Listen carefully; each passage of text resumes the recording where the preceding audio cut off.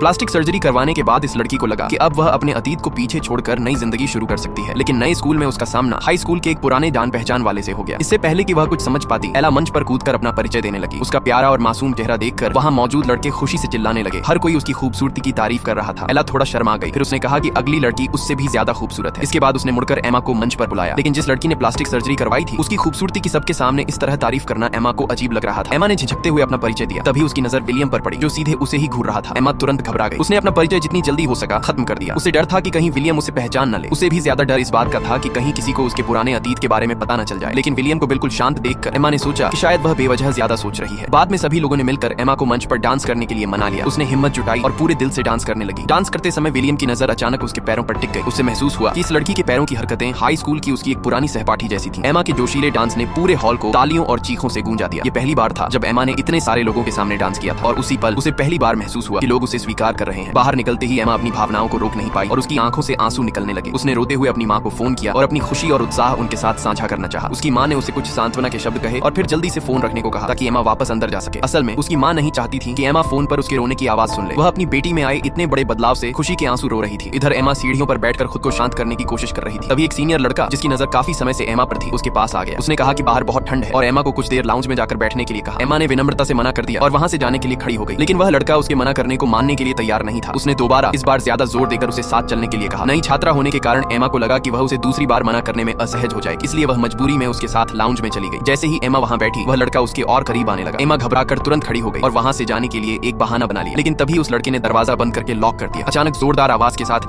दरवाजा लात मारकर खोल दिया गया। वह लड़का जमीन पर जा गिरा। दरवाजे पर विलियम खड़ा